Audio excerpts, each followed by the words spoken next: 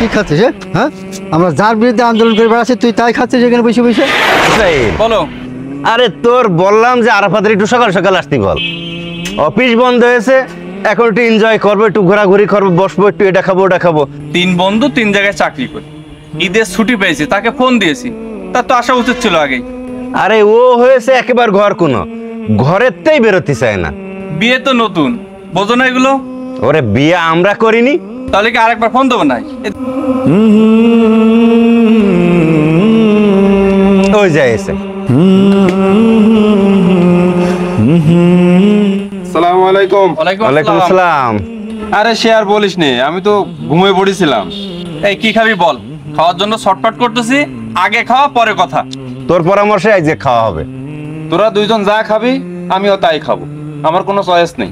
এখন বিকাল বেলা চানাচুর, বিস্কিট আর কোক হবে। তোরা বয়, আমি নিয়ে আসতেছি।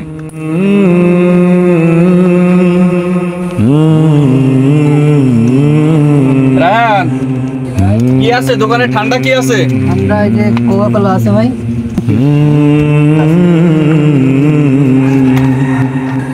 ভালো বিস্কিট, হ্যাঁ, চানাচুর এগুলো দে, আর এই ঠান্ডা কোক গুলো দে আমাদের।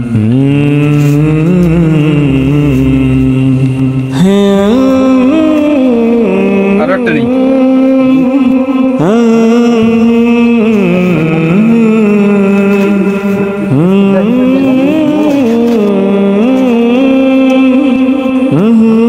রায়হান, আমি তোর দোকানের সামনেই আছি,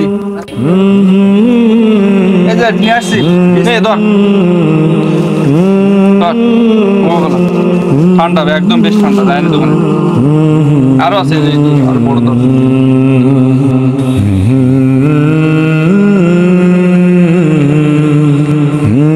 ওই দেখো সেই ছেলেগুলি কি খাচ্ছে, কি কোকা কোলা। আমরা যার বিরুদ্ধে আন্দোলন করে বেড়াচ্ছি ওরা তাই খাচ্ছে। শিগগির চলো, শিগগির চলো। ওরে চানাচুর আর কোক একসাথে খা। কি খাচ্ছিস? হ্যাঁ, আমরা যার বিরুদ্ধে আন্দোলন করে বেড়াচ্ছি তুই তাই খাচ্ছিস এখানে বসে বসে?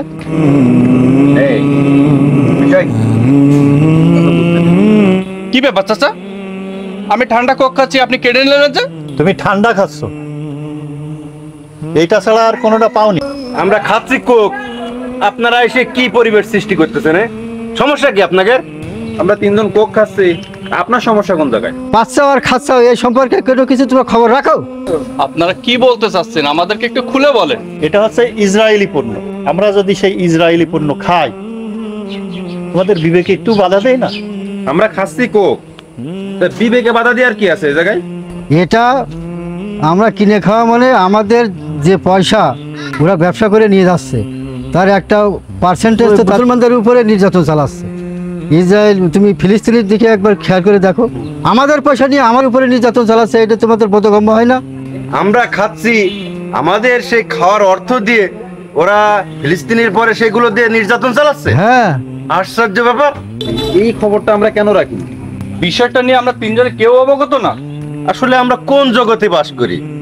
প্রতিটা পরিবার ইসরায়েলি পণ্য মুক্ত হোক। বিশেষ করে সামনে কুরবানি ঈদ আসতেছে, এই জিনিসগুলো বেশি ব্যবহার করে তোমাদের মতন ছেলে মেয়েরা, পানীয় হিসেবে তারা এইগুলো কোকগুলো খায়।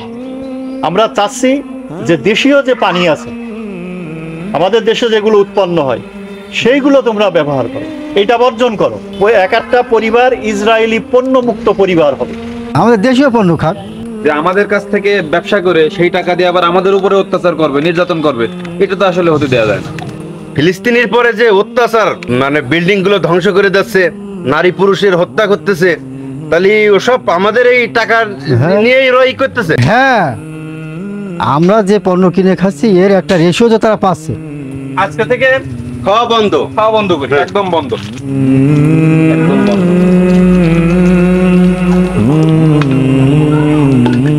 এই কোকের কবর রচনা হবে। খোঁজ, ভালো করে খোঁজ, ওর যাতে ওর নিশানা না থাকে সেই ব্যবস্থা করবো।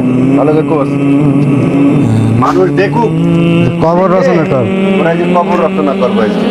দে মাটি দে, আরো উঁচু কর, আরো উঁচু করে দে, উঁচু করে দে।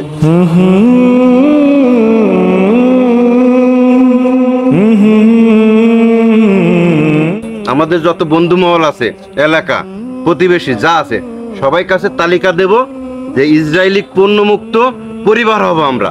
তোমরা তো সবাই চাকরি বাকরি করো, তোমরা কেন পানীয় খাবা? তোমরা প্রয়োজন হলে আমার বাংলাদেশের সবচেয়ে ভালো ফল ডাব, ডাব খাও। কোক ছাড়ো, ডাব খাও, যেহেতু তোমাদের পয়সা আছে। চাচা ঠিক বলেছেন। কথা একেবারে একের বলেছেন। আল্লাহ দিয়া ডাবের পানি খাবো, শরীরের উপকার হবে। কোক সহ সকল ইসরায়েলি পণ্য বর্জন। সবার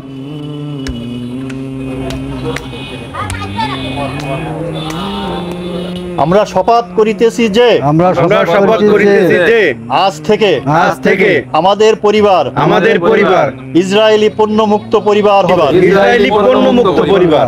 আমি আমার দোকান ইসরায়েলি পণ্য বয়কট করলাম। আজ থেকে আমার দোকান ইসরায়েলি পণ্য মুক্ত দোকান।